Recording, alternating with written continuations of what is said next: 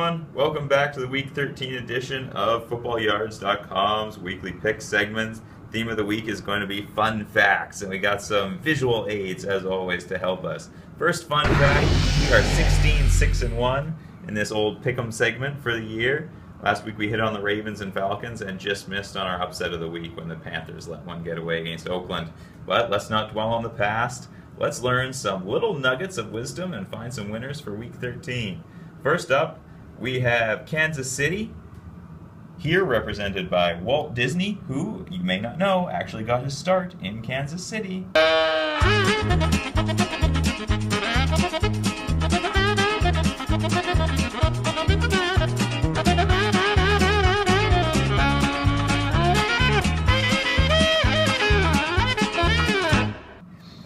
And they are facing Atlanta, which is the home of the Centers for Disease Control. Hooray! Hooray! And you know, I don't throw that word around lightly. Okay, so here's the lay of the land. Kansas City has one cornerback. It's Marcus Peters. Atlanta has more than one weapon on offense. It's more than just Julio Jones now. Marcus Peters doesn't even travel. If Atlanta wants to avoid that matchup, they can. Bottom line is that Alex Smith and the Kansas City defense and the Kansas City offense aren't going to be able to keep up with Matt Ryan and his myriad weapons at home. The CDC is going to crack a vial of TB all over Mickey Mouse. In other words, take the Falcons, take the pathogens. You can't trust your mother, your best friend, the neighbor next door. 1 minute, they're perfectly normal. The next, rabid. Let's move on. Now we have the San Diego Chargers, here represented by avocados, because San Diego is the avocado capital of the nation. Farm the avocado, farm the avocado, farm the avocado, farm the avocado. And they're going up against Tampa Bay, which here is represented by guavas, because Tampa is known as the Big Guava. You might think that's because they have a lot of guavas, and they grow guavas, but they don't. They don't have any. It's named the Big Guava because back in the 1800s, some dude heard a rumor there were guavas there, so we went down to check it out, and there weren't any.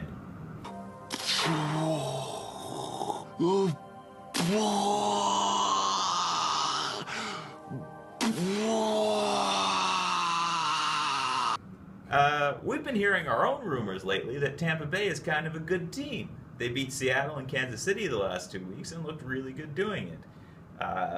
But unfortunately, like the guava rumor, those are going to turn out to be false. Oh, I see what you did there. The Tampa Bay defense isn't going to be able to get pressure on Phillip Rivers, the biggest avocado of them all, the way that they did against Russell Wilson and the Seahawks. The San Diego offensive line is much better than Seattle's. It's not the best unit in the league. It's still much better than Seattle's.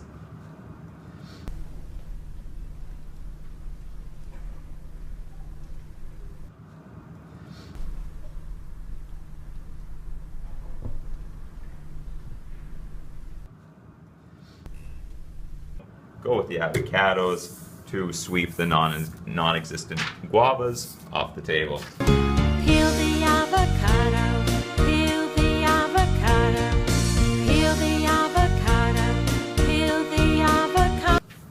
And last but not least, we have our upset of the week. We have Washington, here represented by a little girl with an umbrella, because did you know that Washington actually has more average rainfall than Seattle?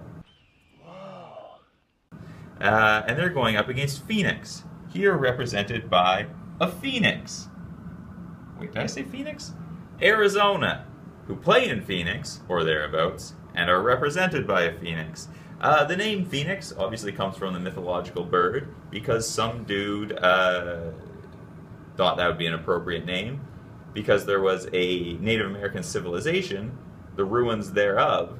Anyone? On the sort of area where Phoenix was built.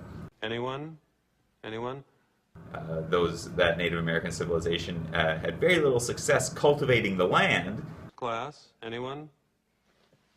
Anyone? Because it was really dry. So, they probably should have called in Washington's Kirk Cousins, who is making it rain. I make it right, I make it right. I'm in this bitch with terror. Got a handful of stacks, better grab an umbrella. The former Spartan has the Washington offense absolutely rolling. He might be down Jordan Reed this week, but Arizona might be down their top cornerback, Patrick Peterson, and their secondary is not deep after that.